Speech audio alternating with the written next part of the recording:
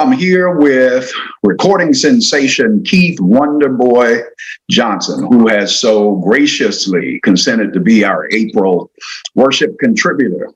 How are you, sir? I am blessed. How are you? Yeah, I'm as well. I'm better than I deserve. I'll put it to you this way.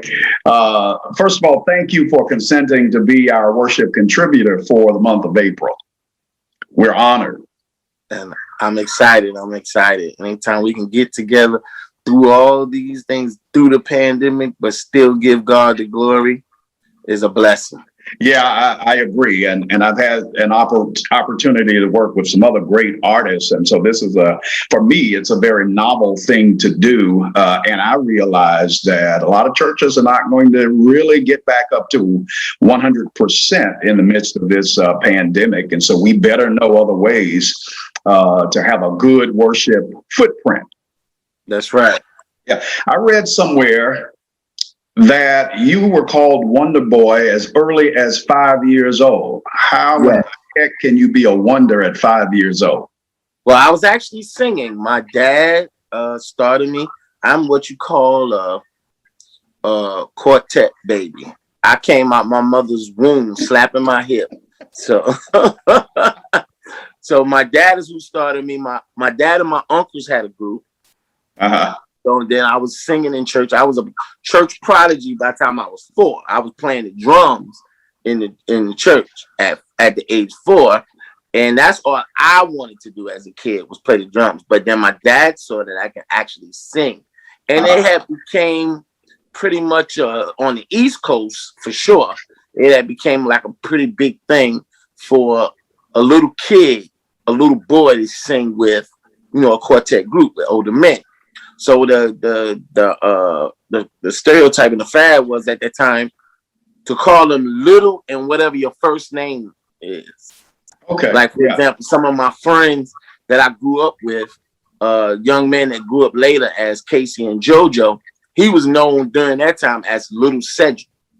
And I had a friend, Little Sammy and Little Stevie, and it was some of everybody, Little Anthony.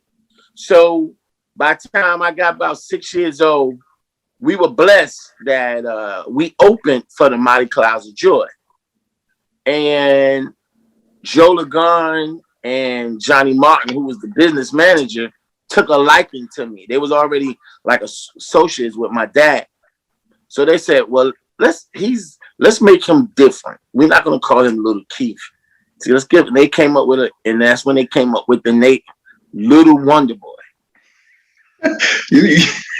So you had a double moniker there, didn't you? Right. So I was known from age 6 throughout. I was known as the Little Wonder Boy. So once I became, adult, and I went away to school. I went to University of Maryland, Eastern Shore, graduated. So I stopped singing. So once I came back to singing, and we were still going by the name Wonder Boy and the Spiritual Voices, which actually made no sense to me. So we came to a point of, my dad passed me the baton and said, you take over the group. So I took the picture and it said Keith Johnson and the Spiritual Voices. And my dad went off. He was like, I put too much blood, sweat, tears, money, everything into that name Wonder Boy. So he said, you better find a way to make it. So after a while of thinking and praying, that's what I came up with, Keith Wonder Boy Johnson. Thinking that, they'll get to know my name, Keith Johnson, and they'll drop the Wonder Boy part. No, we can't. I haven't had any luck. Yeah. Well, listen, I'm glad you came along, because by the time Hide Behind the Mountain, I don't know if that's the title or Chilly Winds. I don't know which it is. But by the time it came along, it is both. Yeah. Well, here's the deal. By the time it came along, it had every deacon, every brother in the church thinking they could sing. Right. So they would sing that, and including myself, and I can't carry a tune in a wheelbarrow. But you gave everybody hope and confidence that they could sing, and then some of those brothers would come back with a B selection, be right. Mm-hmm. Well, that too would come like from the the concept I learned from my dad. You know, because he, you know, we were in New York. We were a quartet group, but we went to church. So we was the group, but we was also the musicians, and the rest of them, they sung in the male chorus. So the male chorus used to think they was a group too. Yeah. So that's why we more so concentrated on material that the male chorus could sing. Well, listen, I've heard a lot of male choruses that ought to be fired. But, you know, I have a saying, if God doesn't anoint, I don't appoint. Right. That's a good one. I'm going to have to write that down. Yeah, write that down. If God doesn't anoint, what do you call that genre? Because I think it's different. I can't, you say quartet, it's almost quartet, almost rap-like, almost hip-hop. Would you give us the story behind Hide Behind the Mountain, and what do you call that genre? Well, what happened was, at that time, a lot of my friends, my personal friends, they just exploded. All of them were doing R&B. They all, you know, they were thriving in the R&B world. And I was still, and then said my god brother who was singing in my group, he became lead singer of a R&B group and that was signed to Michael Jackson's label.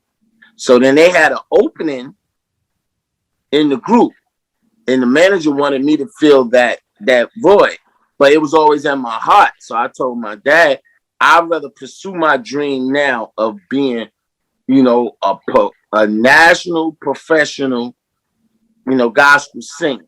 I would rather pursue it now. So he always supported me, and he said, you know, go for it. So I back then, they used to look at me like I was crazy because I always say I'm a young man, but I'm really an old man trapped in a young man body because I like the old songs. So and after a while, people started appreciating it. It was like, I like the old songs too. Yeah. Well, what gave birth to Hide Behind the Mountain? My dad. Okay. My dad singing them old songs. Well, okay, I can explain. I'm from New York. I was born in New York. My dad and my mom is from a little town in South Carolina, and we used to always be going back and forth. So when I used to get around my dad and my uncles and my grandfather, that's all they sung was them, you know, them old songs. So I really got to learn, you know, I got a knack to appreciate those old songs. Yeah, but I think it's unique, and I think you have a very unique sound signature. And every now and then God will do that. You know, he's got a myriad of singers, but every now and then he will bless an artist with a unique sound signature. So I think there's only one Keith Wonderboy Johnson. I hope. But with what I try to do, and I get it from my dad, I just took it to another level. Really, that's how I feel. The Lord bless him, because my dad, I'm really just living my dad's dream, living through my dad. Because my mother didn't play that. She's like, my dad wanted to be a professional singer, play his guitar. That's what he wanted to do. But my mother used to be like, no, you can do it, but you better be back home to work that job by time. So then with my dad being, it was like he was allergic. He told me he was allergic to a 9-to-5. So, so that just made him, inspired him to be an entrepreneur. My dad had about 4 or 5 businesses. So, and then, you know, he was always working, but the music was his dream. Yeah, that is awesome. So what are you doing these days? Well, I'm doing a little thing. I started a record company, which is my last 4 releases has been on my record company. And the Lord is blessing with our first release out. We won a Stellar Award. So, you know, and then I started a production company where we from different churches, organizations, and so be it, radio stations. I provided the concert for them. All they had to do is promote it. My company's called Wonder Spirit Productions. And, you know, of course, some of the artists I represented was myself, my mentor, and one of my closest friends, Harvey Watkins Jr. and the Canton Spirituals, the late, great Rance Allen, the Clark sisters, Dorinda Clark, Caitlin Clark, J.J. Harrison, Kalante Gavin, Cardi Cortez.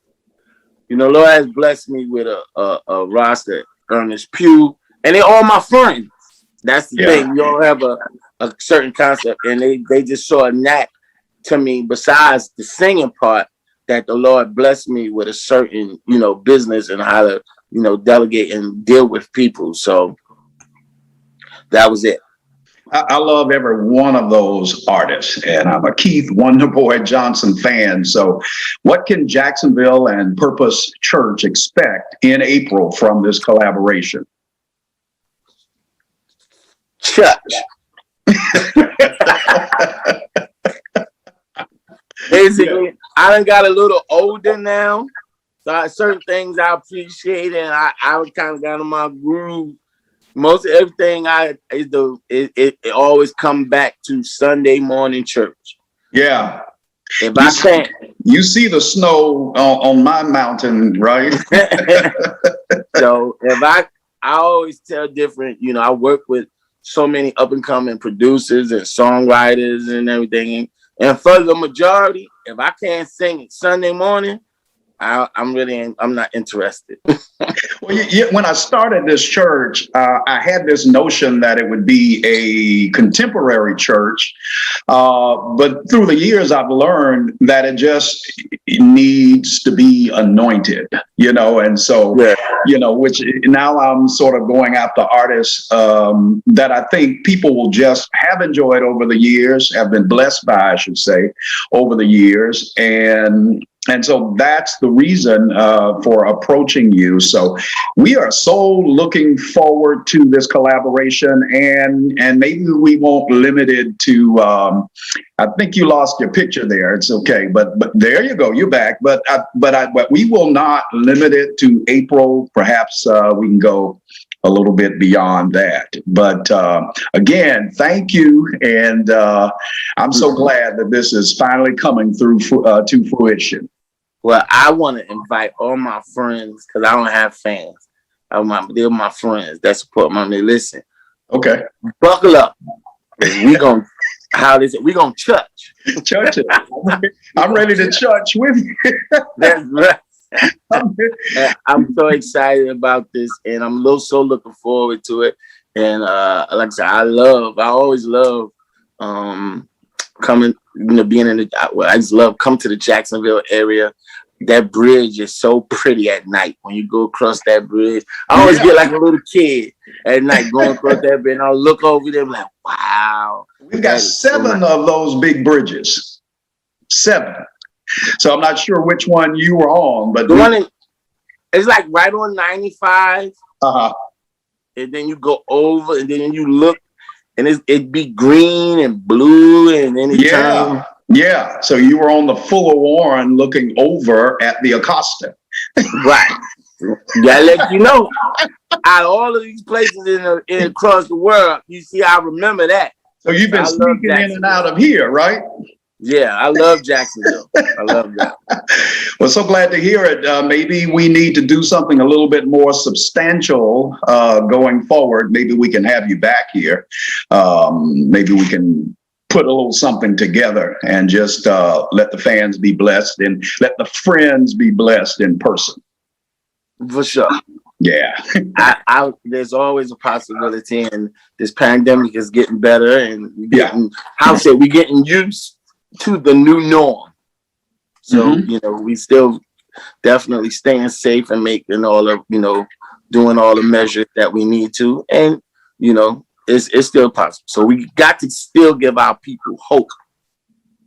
Hope. Keep hope alive. That's right. Keith Wonderboy Johnson coming to our worship experience.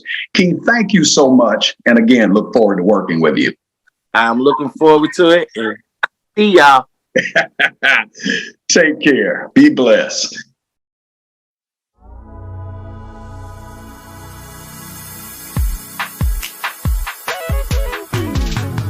He promised me he will. He promised me he will. And I believe he will. Yes, I believe.